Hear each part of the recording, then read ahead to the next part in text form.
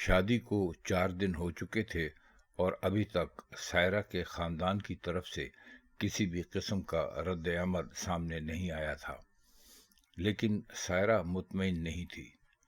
اسے یہ خاموشی طوفان سے پہلے کی خاموشی محسوس ہوتی تھی۔ منصور کی ماں شمیم سائرہ کی طرح ہی متفکر تھی، البتہ منصور اور منظور حسین کو بظاہر زیادہ فکر نہیں تھی۔ لیکن اس شام جب محلے کی کسی عورت نے شمیم کو بتایا کہ عجیب سی شکلوں والے 2 آدمی گلی کے دکاندار بھولے سے منصور کا گھر پوچھ رہے تھے اور بھولے نے ان کی شکلوں سے ڈر کر انہیں کسی بھی منصور کو جاننے سے انکار کرتے ہوئے ٹال دیا تھا، شمیم کو زیادہ فکر ہونے لگی تھی۔ یہی وجہ تھی کہ منصور اور منظور حسین کے انکار کے باوجود اس نے سائرہ اور منصور کو 2-4 دن کے لیے اپنے بھائی کے گھر بھجوا دیا تھا، جو قریب ہی کسی محلے میں رہتا تھا۔ ان دنوں امتحانات قریب ہونے کی وجہ سے یونیورسٹی میں چھٹیاں تھیں، اس لیے اسے منصور اور سائرہ کی یونیورسٹی جانے پر کسی خطرے میں پڑنے کا کوئی اندیشہ نہیں تھا۔ شمیم کا شک درست تھا۔ نعمان نے شہر واپس آتے ہی بہت ہی سادہ طریقہ اختیار کیا تھا۔ یونیورسٹی سے یہ معلوم کرنا چندہ مشکل ثابت نہیں ہوا تھا کہ منصور اور سائرہ کا کیا تعلق تھا اور منصور کے گھر کا کیا پتہ تھا۔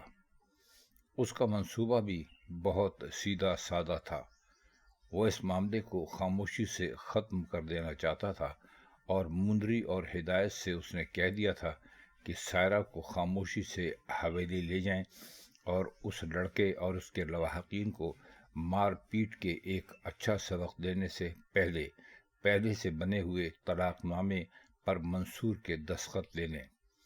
مندری اور ہدایت کو یقین تھا کہ یہ کوئی ایسا مشکل کام نہیں تھا۔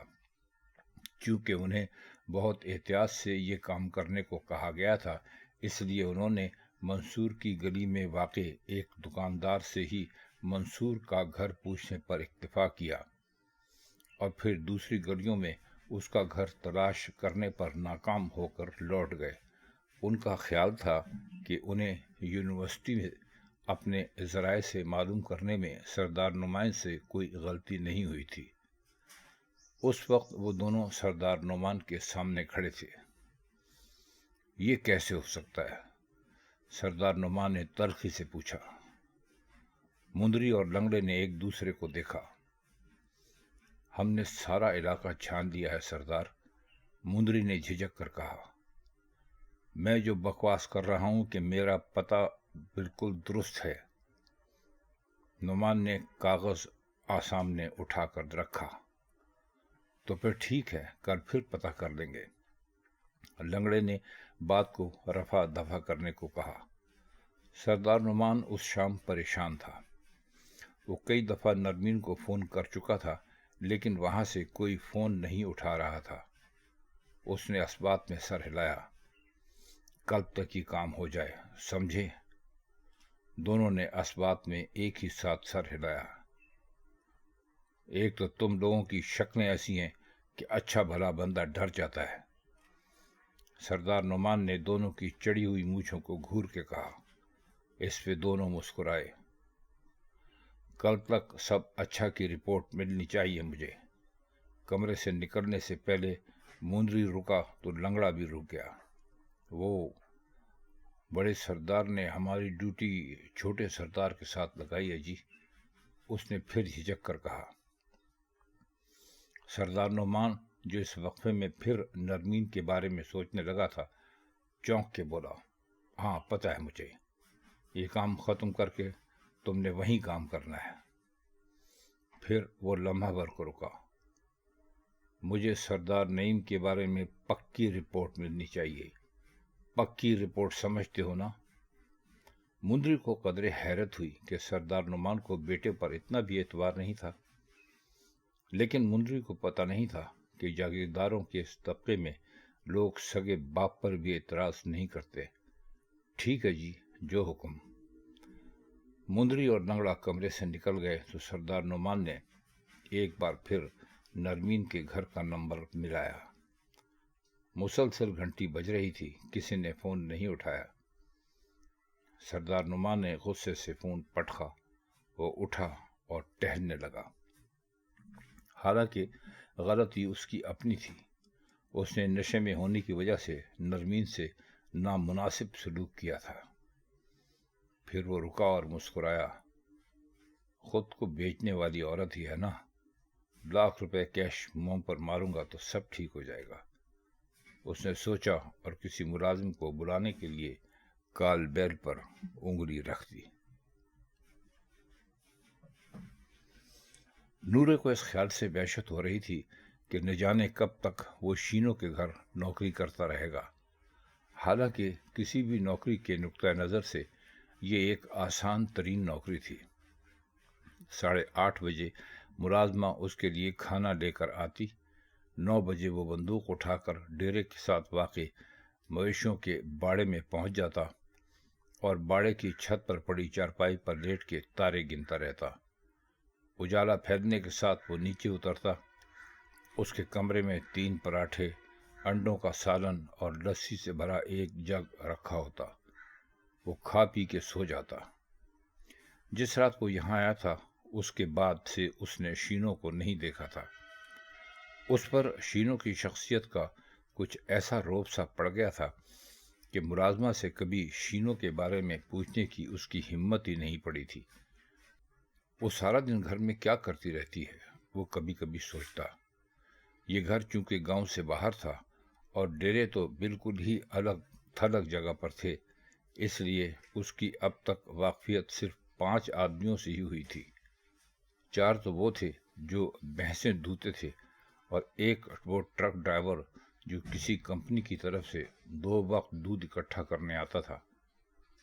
5 نے اسے کوئی خاص اہمیت نہیں دی۔ 4-5 بجے تک نورے کی آنکھ کھل جاتی تھی۔ وہ کبھی کبھی حویلی کی طرف سے آنے والی ایسی آوازیں سنتا تھا جیسے کوئی گاڑی آئی ہو یا گئی ہو۔ کبھی کبھی دور سے کسی ٹریکٹر کے اسٹارٹ ہونے کی آواز اور جانے کی آواز بھی آتی تھی، اور بس۔ تنہائی کے یہ طویل لمحے نورے پر بھاری گزرنے لگے۔ اس کے پاس سوچنے کو بہت وقت تھا۔ وہ لالا کے بارے میں سوچتا جس کی اس کے خیال میں اب تک منشی سے شادی ہو جانی چاہیے تھی۔ پھر اسے اپنے گھر والوں کا خیال آتا۔ یہ خیال اسے بے چین کر دیتا۔ وہ اٹھ کے بیٹھ جاتا۔ کیا میں اتنا ہی بزدل ہو گیا ہوں کہ ایک چوہے کی طرح جان کے خوف سے یہاں پڑا ہوا ہوں؟ وہ بار بار سوچتا۔ وہ اس وقت بھینسوں کے باڑے کی چھت پہ بندوق گود میں لیے بیٹھا تھا۔ پھر وہ ٹہلنے لگا۔ ذرا فاصلے پر درختوں کا وہ جھنڈ تھا جہاں جانور دن کو آرام کرتے تھے اور جہاں وہ اندھیرے میں غلطی سے گھس گیا تھا اور شینو کے ہاتھوں مرتے مرتے بچا تھا۔ اس وقت ہلکی ہوا چل رہی تھی اور جھنڈ کے درخت دور سے بائیں پھیلائے نورے کو اپنی طرف بڑھتی بلاؤں کی طرح دکھائی دے رہے تھے۔ نورا اٹھ کھڑا ہوا۔ یہ کیسی زندگی ہے؟ میں کب تک ایسے رہ سکتا ہوں؟ میرے بارے میں لوگ کیا کہیں گے؟ لالا کیا سوچتی ہوگی؟ ترکھانوں نے پتہ نہیں میرے گھر والوں کے ساتھ کیا سلوک کیا ہوگا؟ سردار سلطان نے پتہ نہیں ان سے کیسا برتاؤ کیا ہوگا؟ میں سب کو اکیلا چھوڑ کے یہاں کیا کر رہا ہوں؟ اس نے تلخی سے سوچا۔ مجھے ان سب کو محض اپنی وجہ سے مشکلات میں ڈال کے یہاں عیش و آرام سے رہنا سجتا ہے؟ نہیں۔ تو پھر میں کیا کروں؟ شینو کو نوکری چھوڑ کے چلا جاؤں واپس اپنوں میں؟ ہاں، مجھے جانا ہی ہوگا۔ میں کب تک یہ سب اجنبی جگہ رہ سکتا ہوں؟ مجھے چلا جانا چاہیے یہاں سے اپنے گھر۔ ہاں۔ پھر وہ ٹہلا۔ اس نے آسمان کی طرف دیکھا۔ ستاروں کا غبار دور تک پھیلا ہوا تھا۔ اس کو دودھ لے جانے والے ٹرک ڈرائیور نے بتایا تھا کہ یہاں سے سردار گڑھ کا راستہ گاڑی میں 1 گھنٹے کا تھا۔ پیدل جانے کا تو سوال ہی پیدا نہیں ہوتا تھا۔ اسی لمحے مویشیوں کے ساتھ بندھا گھوڑا ہے نہلایا۔ اگر اس وقت وہ اس گھوڑے پر جائے تو کتنا وقت لگے گا؟ اس نے سوچا۔ تو کیا وہ شینو کو بتائے بغیر گھوڑا کھول کے لے جائے گا؟ اسے اچھا نہ لگا۔ شینو نے محض چند منٹ کی ملاقات میں اس پر بھروسہ کر لیا تھا۔ وہ اسے چور نہیں سمجھے گی۔ تو کیا اسے شینو کو بتا کے جانا چاہیے یہاں سے؟ لیکن وہ جانے دے گی؟ شاید نہ جانے دے۔ تو نہ جانے دے، میں نوکری چھوڑ دوں گا، مجھے ہر صورت واپس جانا ہے۔ ہاں، ہر صورت۔ اس کے لیے ہر روز بوڑھی ملازمہ کمرے میں ناشتے کی ٹرے کے ساتھ سگریٹ کی ایک ڈبیا بھی رکھ دیا کرتی تھی۔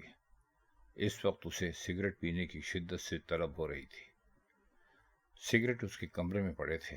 اس نے رائفل چارپائی کے ساتھ ٹکائی اور سیڑھیاں اتر کے باڑے کے صحن سے گزرنے لگا۔ مدھم روشنی میں وہ اطمینان سے جگالی کرتے جانوروں کو دیکھ سکتا تھا۔ وہ گھوڑے کے قریب سے گزرا تو اسے شبہ ہوا کہ باڑے میں کوئی اور بھی موجود تھا۔ اس کے اعصاب تن گئے۔ رائفل وہ چھت پر ہی چھوڑ آیا تھا۔ اس کی ڈانگ بھی اس کے پاس نہیں تھی۔ اس کے کرتے کی جیب میں فقط 9 انچ پھل والا چاقو تھا۔ اس نے جلدی سے چاقو نکالا اور ہاتھ کو لمبے رخ کر کے گالی دے کر بولا، کون ہے ہوئے؟ جواب میں وہ فقط جھینگروں کی چک میک ہی سن سکتا تھا۔ نہیں، یہ میرا وہم نہیں ہو سکتا، اس نے سوچا۔ یہاں اس کے علاوہ اور کوئی موجود تھا، ضرور موجود تھا۔ اسی لمحے ایک لمبا تڑنگا آدمی کسی گوشے سے اچھل کے اس کے سامنے آ گیا اور ساتھ ہی اس نے نورے پر لاٹھی کا بھرپور وار بھی کیا۔ نورا پھرتی سے ایک طرف ہو گیا، لیکن پشت سے ہونے والے وار سے نہ بچ سکا۔ پشت سے وار کرنے والے نے یقیناً اس کے سر کو نشانہ بنایا تھا، لیکن اس کا اندازہ غلط ہونے کی بنا پر لاٹھی نورے کے شانے پر پڑی تھی۔ درد کی لہر اتنی تیز تھی کہ نورے کی چیخ نکل گئی۔ اس نے گھوم کر دیکھا، پشت سے وار کرنے والا پھر لاٹھی تول چکا تھا۔ نورا بھاگ کے ایک طرف ہوا اور اسی لمحے سامنے والے نے ایک بار پھر لاٹھی چلائی۔ نورے نے خود کو بچایا اور لپک کر سامنے سے وار کرنے والے آدمی کے نازک حصے پر لات ماری۔ آدمی درد کی شدت سے دورا ہو گیا۔ نورے کی پشت پر لاٹھی کا وار ہوا اور اس بار لاٹھی اس کی کمر پر پڑی۔ دونوں رساگیر بلا کے مضبوط تھے۔ گھوڑا زور سے ہنہنایا اور اسی لمحے 2 فائر ہوئے۔ اس وقت پشت سے وار کرنے والا نورے کے سر پر لاٹھی مار چکا تھا۔ گرتے ہوئے نورے نے تیسرا فائر سنا اور پھر اس کا ذہن اندھیروں میں ڈوب گیا۔ نورے کو ہوش آیا تو اس کا بدن پھوڑے کی طرح دکھ رہا تھا۔ سر سے اٹھنے والی ٹیس سر کو جنبش دینے پر جاگتی تھی۔ نورے کو پہلے جو دکھائی دیا وہ سب دھندلا تھا۔ پھر اس کی آنکھیں دیکھنے کے قابل ہوئیں تو اس کی نظر شینو پر پڑی، جس کے ساتھ ہی بوڑھی ملازمہ کھڑی تھی۔ شینو مسکرائی۔ مرد کو ہتھیار اپنے ساتھ رکھنا چاہیے۔ تو رائفل چھت پر چھوڑ کر کیوں گیا تھا؟ چند لمحوں تک نورے کی سمجھ میں کچھ نہیں آیا کہ شینو کیا کہہ رہی تھی۔ پھر اسے سارا واقعہ یاد آ گیا۔ وہ خاموش پڑا رہا۔ شینو اس کی چارپائی کے ساتھ پڑی کرسی پر بیٹھی اور گھوم کر ملازمہ سے بولی، ماسی، جا جلدی ہلدی والا دودھ گرم کر کے لیا، جلدی سے، میٹھا مت ڈالنا۔ ملازمہ فوراً ہی کمرے سے نکل گئی۔ شینو نے قدرے جھک کے نورے سے بات کی۔ اس نے پتہ نہیں کون سی خوشبو لگائی تھی کہ نورے کو اس کے بدن سے اٹھنے والی مہک بالکل ویسی محسوس ہوئی جیسے سوکھی زمین پر پڑنے والی بارش کے بعد کی مہک ہوا میں گھل جاتی ہے۔ شینو پھر مسکرائی۔ نورے نے شینو کا چہرہ پہلی بار قریب سے دیکھا تھا۔ شینو کی ناک سے ذرا نیچے، اوپری ہونٹ سے ذرا قریب ایک سیاہ دل تھا جو قریب سے دیکھنے پر ہی نظر آتا تھا۔ اگر تجھے پتہ لگ ہی گیا تھا کہ رساگیر باڑے میں آ گئے ہیں تو تجھے رائفل ساتھ رکھنی تھی، ایسی بھی کیا بہادری؟ شینو بےحد خوش دکھائی دے رہی تھی۔ ایک فائر ہوا میں کر دیتا، پھر میں سنبھال لیتی، وہ بولتی گئی۔ یہ بات فوراً نورے کی سمجھ میں آ گئی کہ شینو اس تاثر کے زیر اثر تھی کہ نورا کسی شبے کی بنیاد پر باڑے کی چھت سے نیچے اتر چکا تھا، نہ کہ سگریٹ لانے کے لیے۔ نورے نے اصل بات شینو کو بتانے کی ضرورت ہی محسوس نہیں کی۔ سر پھٹا نہیں تیرا، پھٹ بھی سکتا تھا۔ بازو پہ البتہ چوٹ لگی ہے، 2-4 دن میں ٹھیک ہو جائے گا۔ شینو نے نورے کا بازو چھیا، وہ بے حد خوش دکھائی دے رہی تھی۔ تو اصل مرد ہے نورے، مجھے خوشی ہے کہ میرا اندازہ ٹھیک نکلا تیرے بارے میں۔ میں نے تجھے ان حرامیوں سے لڑتے دیکھا تھا، پھر ہی میں نے فائر کیے تھے۔ شینو شاید بے خیالی میں نورے کے بازو کو سہلاتے ہوئے بھول گئی تھی کہ نورا اس کا ملازم تھا۔ نورے کے بدن میں اٹھنے والی درد کی لہر مانو ختم ہو گئی۔ وہ مسکرایا، مہربانی ہے تیری چودرانی۔ اسی لمحے بوڑھی ملازمہ دھواں دیتا دودھ کا گلاس لیے کمرے میں آ گئی۔ دودھ میں شینو کے حکم کے مطابق ہلدی ملی ہوئی تھی، جسے نورے نے بکراہٹ پیا۔ شینو نے خالی گلاس ملازمہ کو دیا جو کمرے سے چلی گئی۔ تو شینو نے مسکرا کے کہا، 2-4 دن آرام کر، میں خود کر لوں گی تیری ڈیوٹی۔ پھر اٹھی اور کمرے سے نکلتے ہوئے کسی خیال کے تحت رکی اور نورے کی طرف گھوم کے بولی، وعدہ کر ہمیں چھوڑ کے کہیں نہیں جائے گا۔ نورے کے لیے ایسا کوئی وعدہ کرنا بہت مشکل تھا۔ وہ بات ٹالنے کو مسکرا کے بولا، مجھے ٹھیک ہو جانے دے چودرانی، پھر بات کریں گے۔ شینو نے نورے کی بات کے جواب میں چند لمحوں تک نورے کو غور سے دیکھا، مسکرائی اور کمرے سے نکل گئی۔ نورے نے اس کے جانے کے بعد بمشکل ایک سگریٹ سلگایا، ایک لمبا کش لے کر دیوار کو دیکھا جہاں ایک چھپکلی ایک پتنگے کو پکڑنے کے لیے تاک لگائے بیٹھی تھی۔